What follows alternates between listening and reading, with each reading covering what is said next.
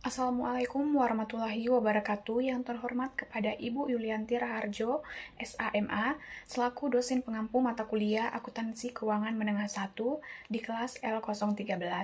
Kami dari kelompok D akan mempresentasikan latihan soal chapter 12. Sebelumnya, izinkan kami dari kelompok D akan memperkenalkan diri terlebih dahulu. Saya Lewi Agresismani dengan NPM akhir 107, Rizka Ananda NPM akhir 090, Amal Putrianti NPM akhir 103, Nadia Alki Vetia Pramesti NPM akhir 329, dan Akmal Rizky Adri Pramana NPM akhir 382. Baik, selanjutnya di sini saya akan menjawab soal P12.2 yang dimana soalnya itu Co Laboratorius memegang paten berharga untuk alat pengendap yang mencegah jenis polusi udara tertentu. Co tidak memproduksi atau menjual produk dan proses yang dikembangkannya. Sebaliknya, perusahaan ini melakukan penelitian dan mengembangkan produk serta proses yang dipatenkannya. Kemudian mengalihkan paten tersebut kepada produsen berdasarkan royalti. Kadang-kadang perusahaan ini menjual patennya. Nah, sejarah paten Co nomor 358 sampai 6002 1A adalah sebagai berikut. Nah, kita bisa lihat pada tabel di bawah ini. Nah, berdasarkan pelaksanaan kontrak royalti pada Maret 2019, paten tersebut dianggap layak secara ekonomi. Co mengasumsikan masa manfaatnya 17 tahun ketika menerima paten pengendap awal. Nah, pada 1 Januari 2021, perusahaan ini merevisi estimasi masa manfaatnya ke bawah menjadi 5 tahun tersisa. Amortisasinya dihitung untuk 1 tahun penuh jika biayanya dikeluarkan sebelum 1 Juli dan tidak ada amortisasi yang dihitung untuk tahun tersebut jika biaya yang dikeluarkan setelah 30 Juni. Nah, tahun fiskal perusahaan berakhir pada 31 Desember. Instruksi, hitunglah nilai tercatat paten nomor 358 sampai 6002 1A pada masing-masing tanggal berikut. Yang A 31 Desember 2016, B 31 Desember 2020, dan C 31 Desember 2023. Baik, di sini saya akan menjawab yang A, carrying value 31 Desember 2016. Biaya paten awal 59.500, amortisasi 59.500 per 17 sama dengan 3.500, carrying value 59.500 dikurang 3.500 sama dengan 56.000. Jadi, jawabannya itu 56.000 dolar Hong Kong.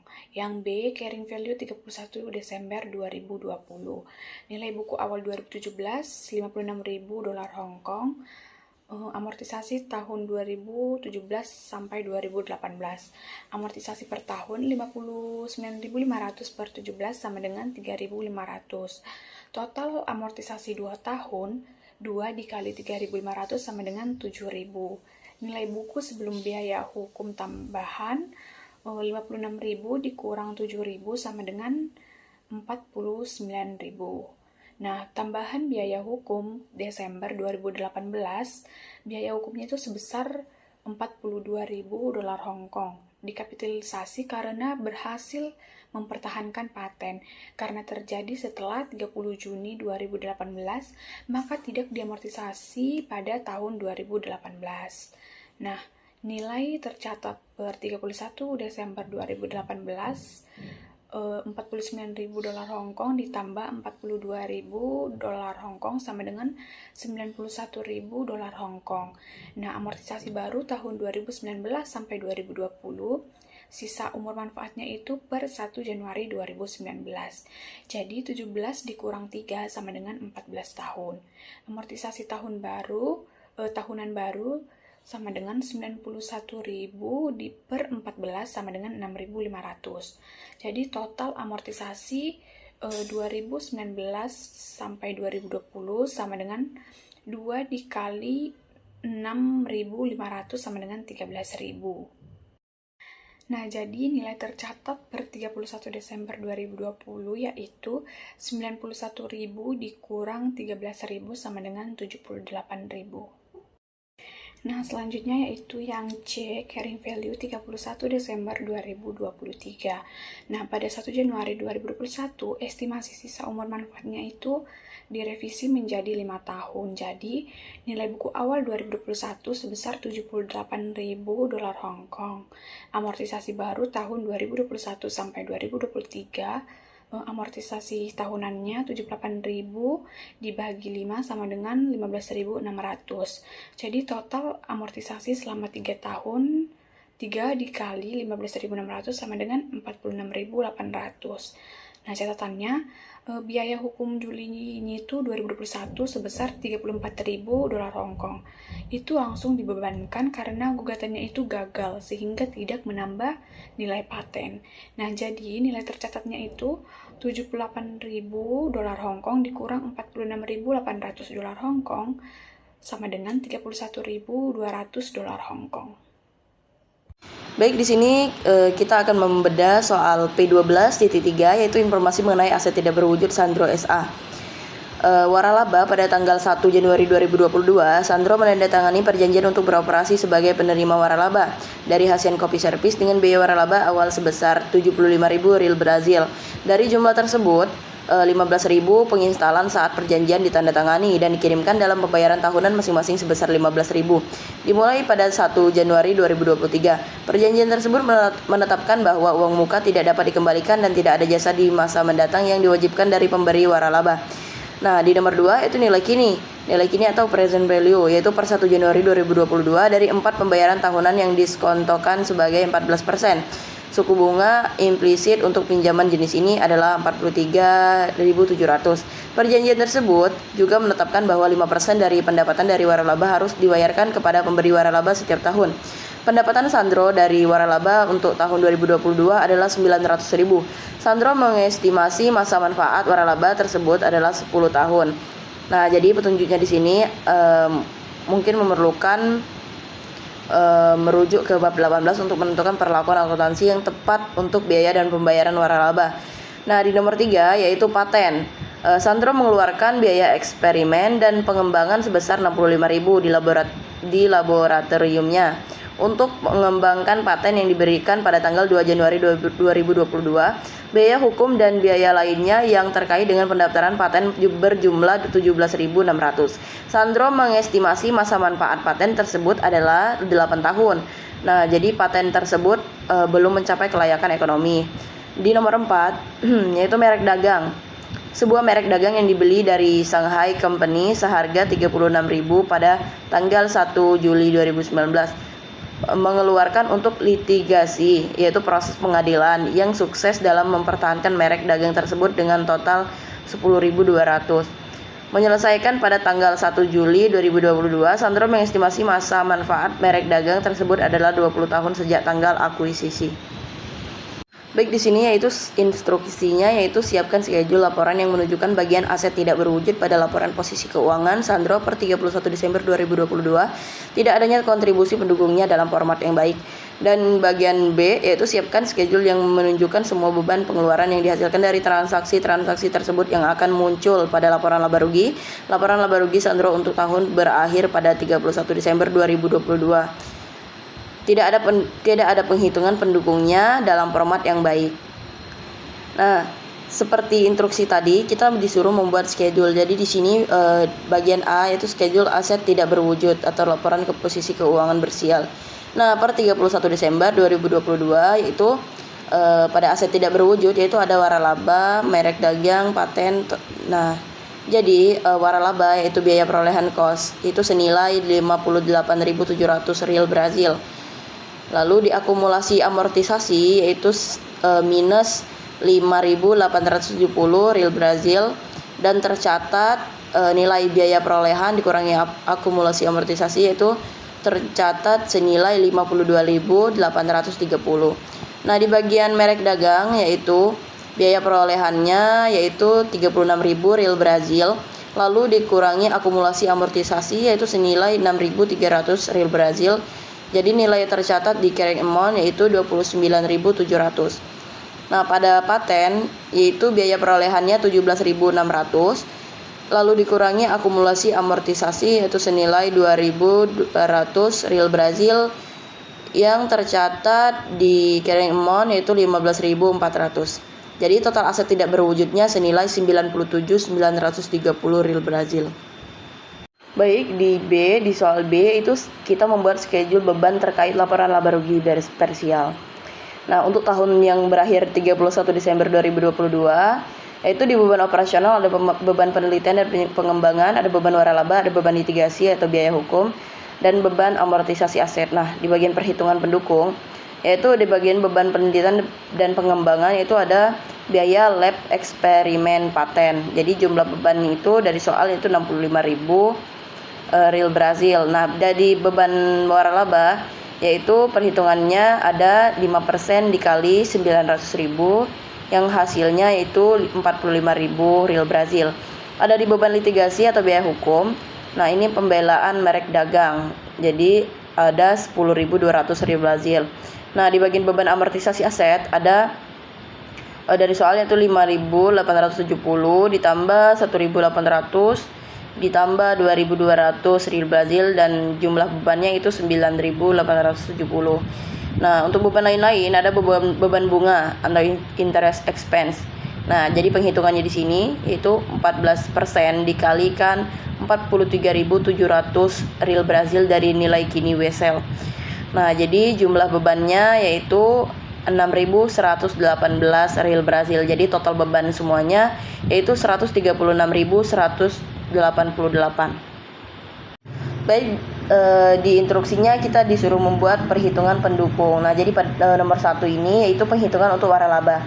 Jadi harga perolehan awal 1 Januari 2022 uang muka ditambah nilai kini wesel bayar yaitu 15.000 ditambah 43.700 yang sama dengan yaitu 58.700. Untuk beban amortisasi tahun 2022 yaitu 58.700 dibagi tahun masa manfaat yaitu dapatlah hasilnya 5.870. Untuk nilai tercatat akhir 31 Desember 2022 yaitu 58.700 dikurangi 5.870 jadi hasilnya 52.830. Untuk beban bunga tahun 2022 yaitu 43.700 nilai kini dikali 14% suku bunga implisit jadi hasilnya 6.118. Untuk beban jasa waralaba tahunan kelebihan pengoperasian yaitu 900.000 real Brazil itu di bagian pendapatan dikali 5% yaitu dapatlah hasilnya 45.000. Nah, baik nomor 2 yaitu penghitungan untuk paten. Untuk paten di sini itu harga perolehan yang dikapitalisasi 2 Januari 2022 yaitu catatan aturan IFRS. Biaya eksperimen laboratorium yaitu 65.000 wajib langsung diakui sebagai beban lead bank karena belum mencapai kelayakan ekonomi, hanya biaya hukum dan pendaftaran yang boleh dicatat sebagai aset. Nah, jadi harga perolehan paten ini 17.600. Nah, jadi bagian beban amortisasi tahun 2022 yaitu 17.600 dibagi 8 tahun masa manfaat jadi dapatlah hasilnya 2.200. Nah, di bagian nilai tercatat akhir 31 Desember 2022 yaitu 17.600 dikurangi 2.200 dari beban amortisasi dapatlah hasilnya 15.400. Untuk penyelesaian terakhir yaitu perhitungan untuk merek dagang. Nah, di bagian harga perolehan awal 1 Juli 2019 yaitu senilai 36.000. Beban amortisasi tahunan yaitu 36.000 20 tahun sama dengan 1.800 per tahun. Akumulasi amortisasi dari 1 Juli 2019 31 Desember 2022 3,5 tahun. Nah, pada tahun 2019 6 bulan dibagi 1 Juli dikurangi 31 Desember dapatlah hasilnya 1.800 dikalikan 6/12 sama dengan 900.000 real Brazil. Tahun 2020 satu tahun penuh yaitu 1.800. Tahun 2021 yaitu 1 tahun penuh 1.800. Tahun 2022 1 tahun penuh yaitu 1.800. Total akumulasi amortisasi yaitu 900 ditambah 1.800 ditambah 1.800 ditambah 1.800 hasilnya yaitu 6.300. Untuk biaya pengadilan atau litigasi 1 Juli 2022 itu catatan aturan IFRS yaitu biaya hukum untuk mempertahankan aset tidak berwujud yang sudah ada di pengadilan tidak boleh menambah nilai aset tidak dikapitalisasi melainkan wajib langsung dimasukkan ke beban operasional sebesar 10.200. Yang selanjutnya itu membuat soal dan jawaban tentang aset tidak berwujud. Yang pertama itu soalnya, PT Inovasi Digital membeli paten pada 1 Januari 2024 dengan harga 240 juta dan biaya legal sebesar 10 juta. Paten memiliki masa manfaat ekonomis 12 tahun, namun perlindungan hukum hanya 10 tahun. Selain itu, perusahaan membeli franchise sebesar 160 juta dengan masa manfaat 8 tahun. Pada tahun yang sama, PT Inovasi Digital mengakuisisi perusahaan lain sebesar 900 juta. Nilai wajar aset perusahaan yang diakuisisi sebesar 800 juta, sedangkan liabilitasnya sebesar 100 juta. Di akhir tahun, goodwill mengalami impairment sebesar 20 juta. Diminta untuk yang pertama, hitung biaya perolehan paten, yang kedua, hitung amortisasi paten dan franchise tahun 2024, yang ketiga hitung goodwill, dan yang keempat buat jurnal pencatatannya. Selanjutnya pembahasan untuk jawaban nomor 1 itu menghitung biaya perolehan paten dengan harga pembelian paten sebesar 240 juta dan terdapat biaya legal sebesar 10 juta. Karena biaya legal termasuk biaya yang diperlukan agar aset tetap digunakan, maka biaya tersebut ditambahkan ke harga beli paten, sehingga biaya perolehan paten adalah 250 juta. Lalu soal nomor 2 itu menghitung amortisasi paten. Walaupun masa manfaat ekonomis paten adalah 12 tahun, perlindungan hukumnya hanya 10 tahun. Dalam akuntansi digunakan masa manfaat yang lebih pendek, sehingga amortisasi dihitung menggunakan umur 10 tahun. Perhitungannya yaitu 250 juta dibagi 10 tahun, sehingga amortisasi paten 2024 sebesar 25 juta. Untuk franchise itu nilai perolehannya sebesar 160 juta dengan masa manfaat 8 tahun, maka amortisasi franchise dihitung dengan membagi 160 juta dengan 8 tahun, sehingga diperoleh amortisasi sebesar 20 juta. Lalu untuk yang nomor 3 itu perhitungan goodwill. Goodwill ini muncul ketika harga pembelian perusahaan lebih besar dibandingkan nilai wajar aset bersih yang diperoleh. Yang pertama kita hitung aset perusahaan, yaitu aset sebesar 800 juta dikurangi liabilitas sebesar 100 juta sehingga menghasilkan 700 juta. Karena perusahaan diakuisisi dengan harga 900 juta, maka goodwill yang muncul adalah 200 juta. Namun pada akhir tahun terjadi impairment sebesar 20 juta sehingga goodwill setelah penurunan menjadi 180 juta. Selanjutnya untuk jawaban nomor 4 itu penjurnalan.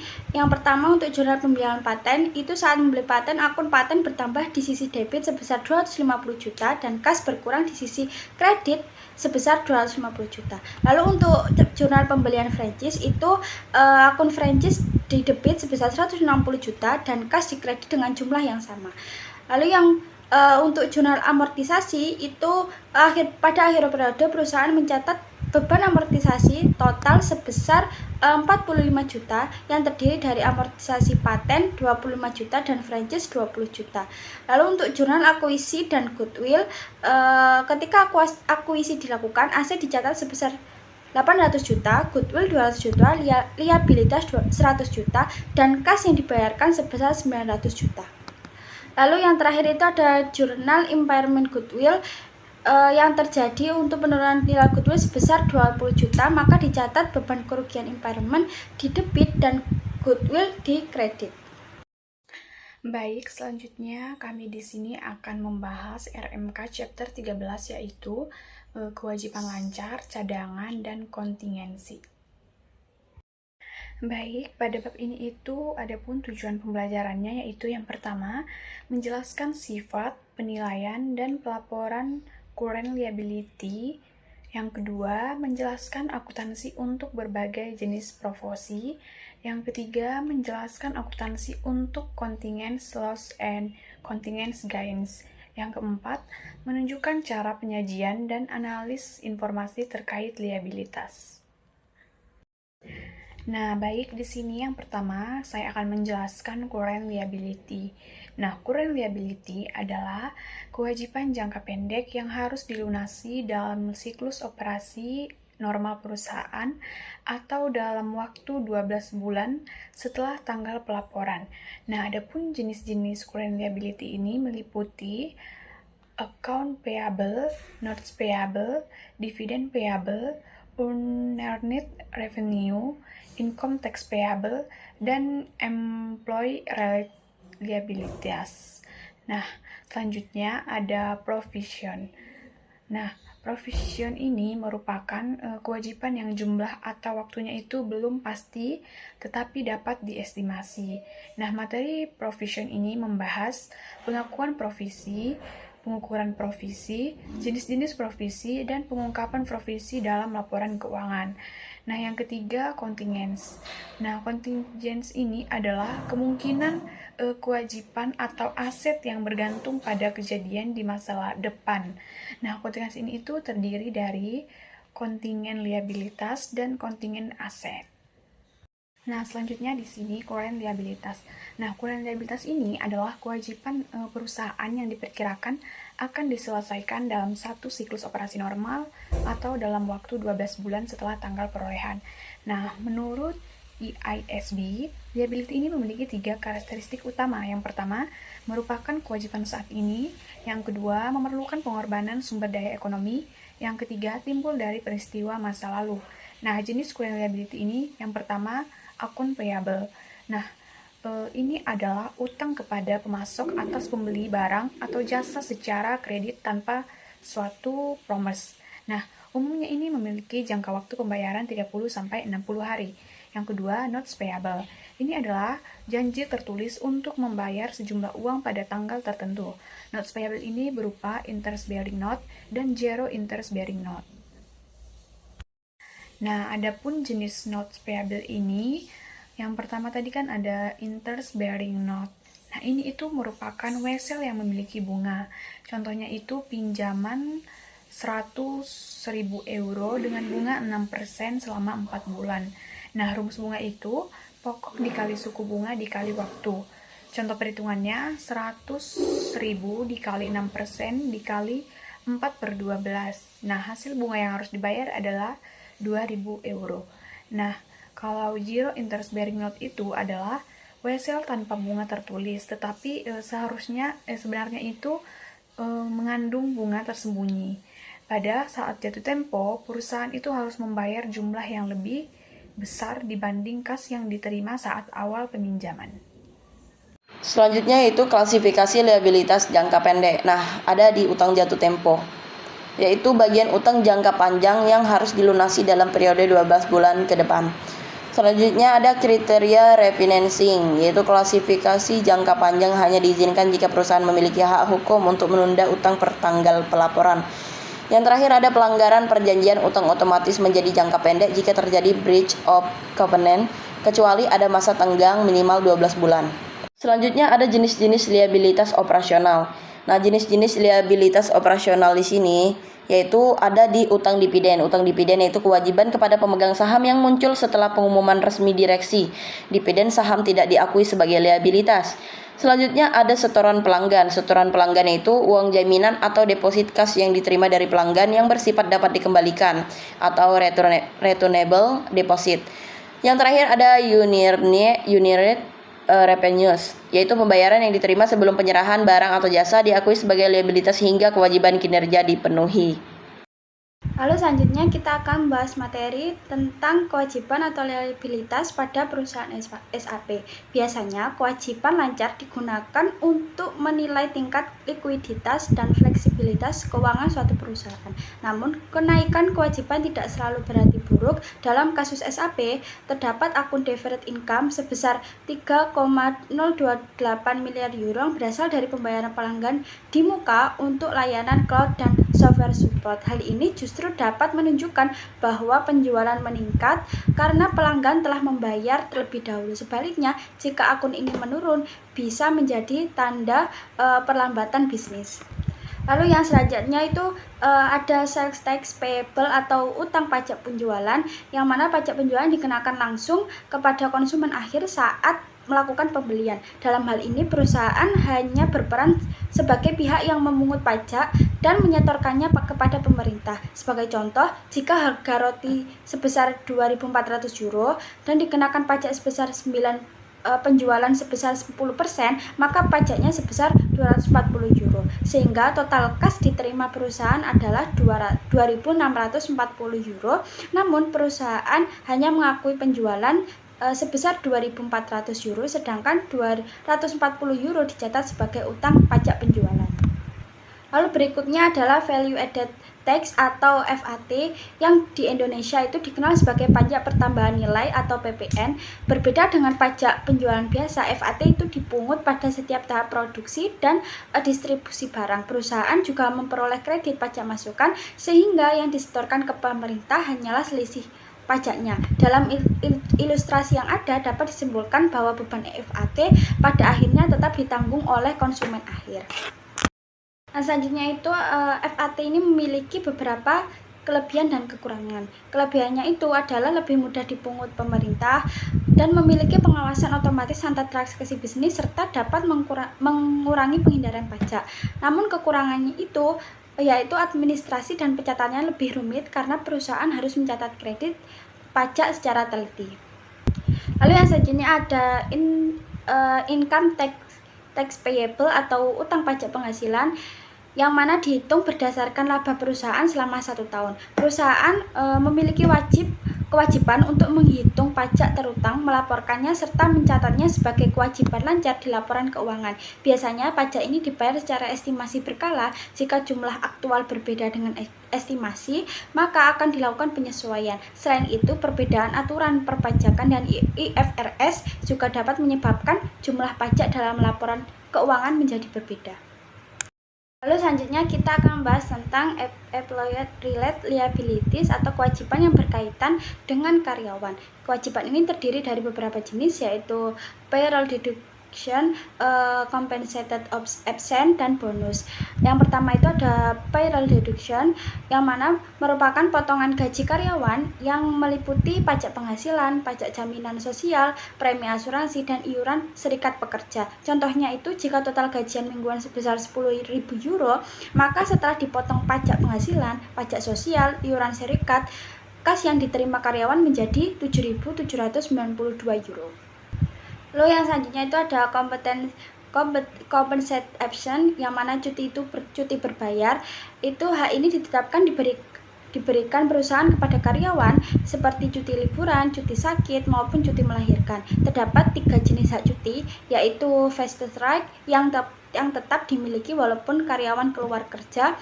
Yang kedua itu ada accumulated right yang dapat dikumpulkan, dan accumulating rate yang akan hangus jika tidak digunakan. Sebagai contoh, Amutron Navy memiliki kewajiban cuti sebesar €9.600 pada tahun 2022.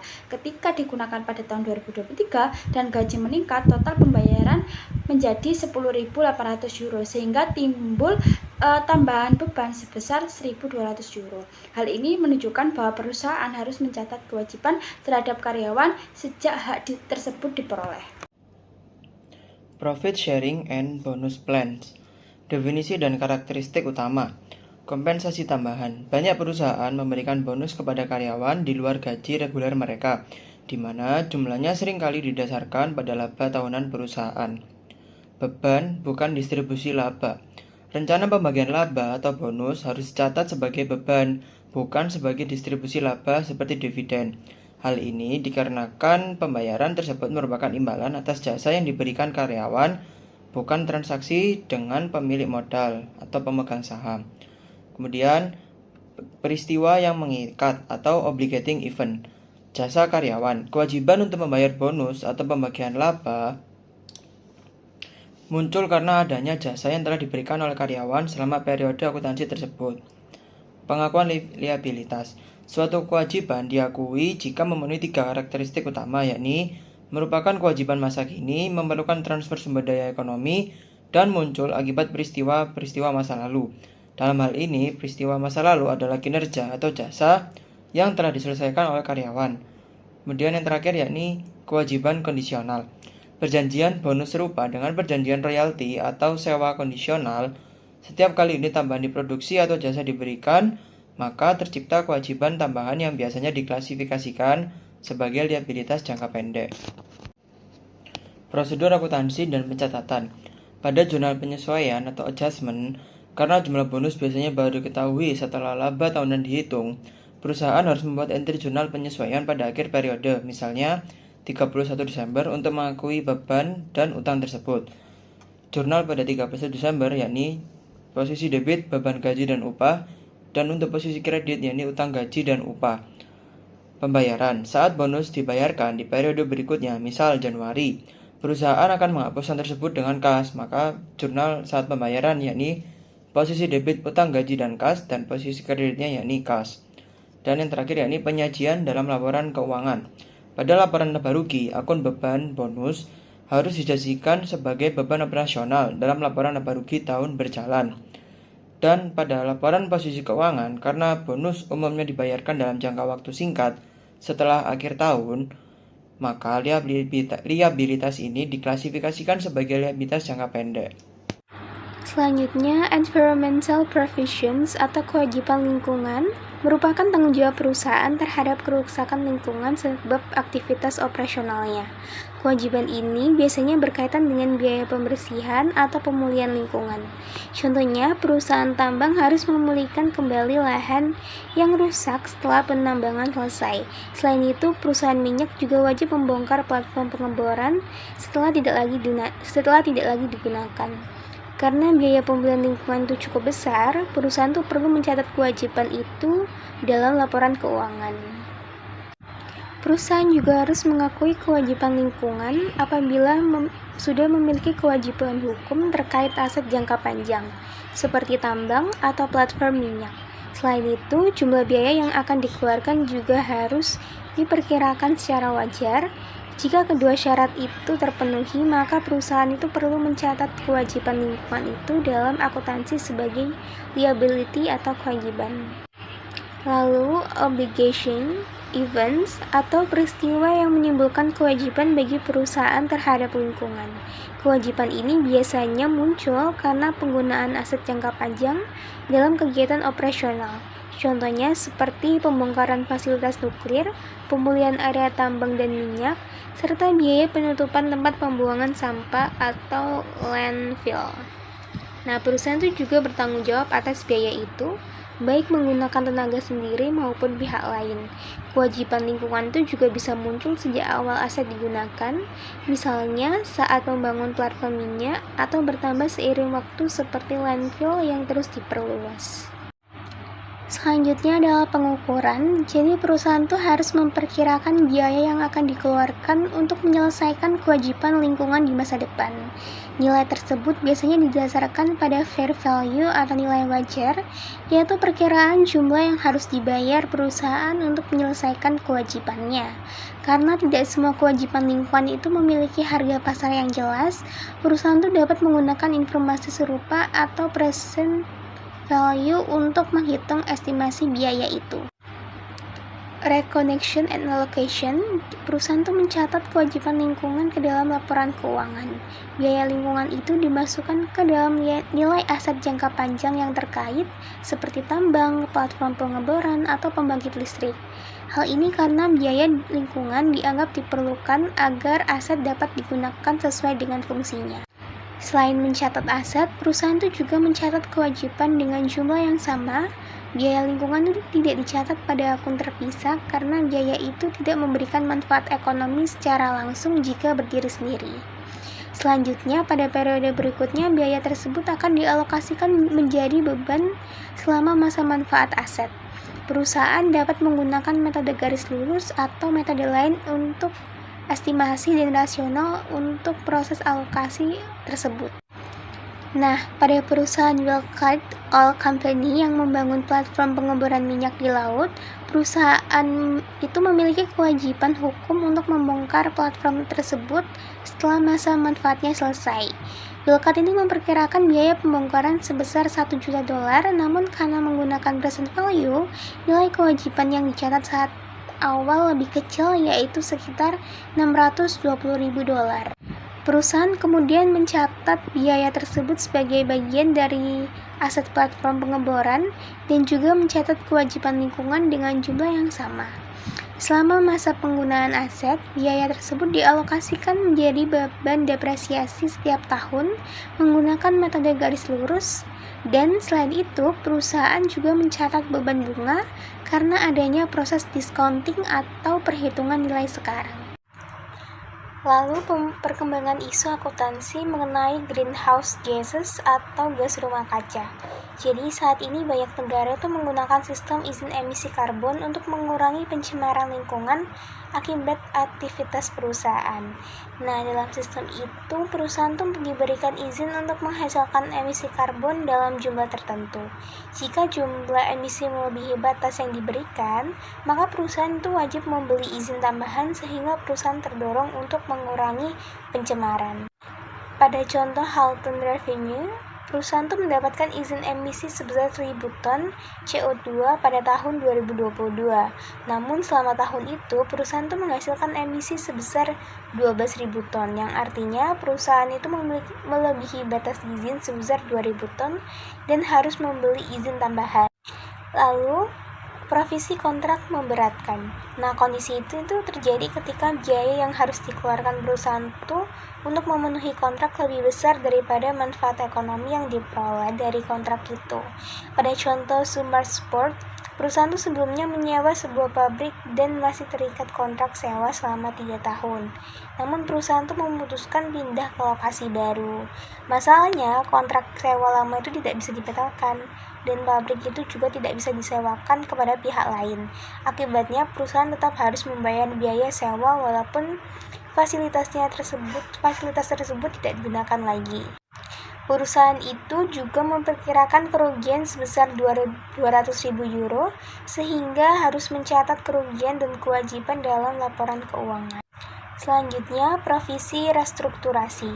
Restrukturasi terjadi ketika perusahaan itu melakukan perubahan besar terhadap kegiatan bisnis atau cara operasional perusahaan dijalankan. Contohnya seperti menjual salah satu lini bisnis, menutup operasi di suatu negara, atau mengurangi struktur manajemen perusahaan. Dalam praktiknya, pencatatan restrukturasi cukup kontroversial karena perusahaan terkadang itu memasukkan terlalu banyak biaya ke dalam akun restrukturasi agar laporan laba rugi terlihat lebih baik. Karena itu, IFRS itu memberikan aturan yang cukup ketat mengenai kapan provisi restrukturasi boleh dicatat. Selanjutnya, self-insurance atau asuransi sendiri. Nah, dalam kondisi ini, perusahaan tuh memilih menanggung sendiri resiko kerugian tanpa membeli polis asuransi dari pihak lain. Biasanya, keputusan ini dilakukan karena biaya asuransi terlalu mahal, resiko tertentu sulit diasuransikan, atau perusahaan itu memang memilih menanggung resikonya sendiri. Walaupun disebut self-insurance, sebenarnya hal ini tuh bukan asuransi, melainkan bentuk risk assumption atau penanggungan resiko sendiri oleh perusahaan. Dalam akuntansi, self-insurance ini tidak diakui sebagai provisi karena kerugian itu belum terjadi dan belum berasal dari transaksi masa lalu.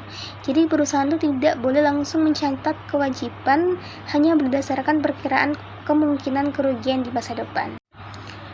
Kontingensi adalah kondisi yang melibatkan ketidakpastian baik mengenai jumlah maupun waktu terjadinya suatu kewajiban aset. Dalam IFRS, istilah kontingensi itu digunakan untuk kewajiban atau aset yang belum dapat diakui dalam laporan keuangan karena masih belum pasti. Nah, yang pertama adalah liabilitas kontingensi, itu merupakan kewajiban yang masih belum pasti sehingga belum tentu diakui dalam laporan keuangan. Kewajiban ini tuh bisa terjadi karena masih berupa kemungkinan pembayaran masih kecil, atau jumlah kewajiban belum dapat diestimasi secara andal. Contohnya adalah gugatan hukum di mana perusahaan itu belum pasti kalah atau jaminan atas piutang pelanggan. Dalam IFRS, perlakuan akuntansi liabilitas kontingensi ini bergantung pada tingkat kemungkinan terjadinya kewajiban itu. Jika kemungkinan terjadi cukup besar, yaitu sekitar 51-89%, maka perusahaan itu mencatatnya sebagai provisi atau liabilitas. Lalu yang kedua adalah aset kontingensi, adalah kemungkinan aset yang muncul dari peristiwa masa lalu, tetapi keadaannya masih belum pasti karena bergantung pada kejadian di masa depan.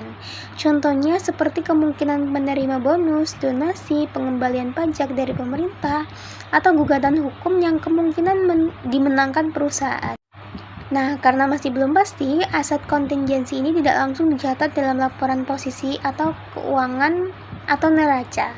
Namun, jika kemungkinan realisasi aset tersebut sudah sangat tinggi atau virtually certain, biasanya minimal 90% tuh, maka aset itu tidak lagi dianggap sebagai contingent asset dan dapat diakui sebagai aset dalam laporan keuangan.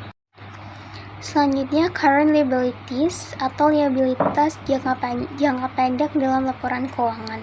Nah, dalam praktiknya, liabilitas jangka pendek itu biasanya dicatat sebesar nilai jatuh tempo atau material value. Hal ini karena jangka waktunya relatif singkat.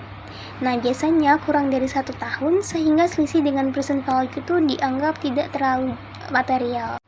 Pada laporan posisi keuangan, current liabilities itu umumnya disajikan setelah liabilitas jangka panjang.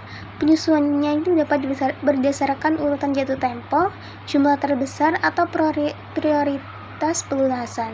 Perusahaan juga harus memberikan informasi tambahan yang cukup agar memenuhi prinsip full disclosure. Misalnya, perusahaan itu harus menjelaskan liabilitas yang dijamin dengan aset tertentu serta aset yang dijadikan jaminan itu. Jika tanggal jatuh tempo atau suatu kewajiban diperpanjang, maka informasi tersebut juga perlu diungkapkan dalam laporan keuangan. Nah, analisis current liabilities itu dilakukan untuk mengetahui tingkat likuiditas perusahaan atau kemampuan perusahaan membayar kewajiban jangka pendeknya. Likuiditas menunjukkan seberapa cepat perusahaan itu dapat melunasi hutang yang akan jatuh dalam tempo waktu dekat. Jadi perusahaan itu memiliki likuiditas baik, biasanya lebih mampu menghadapi kondisi keuangan yang sulit dan lebih siap untuk memanfaatkan peluang investasi. Nah, untuk menilai likuiditas, analisis menggunakan beberapa rasio keuangan, contohnya adalah current ratio atau dan asset test ratio. Selain itu, analisis juga dapat melihat arus kas operasi serta perputaran piutang dan persediaan untuk menilai kemampuan perusahaan dalam memenuhi kewajiban jangka pendeknya. Karena itu, pemisahan antara liabilitas jangka pendek dan jangka panjang itu sangat penting dalam laporan keuangan.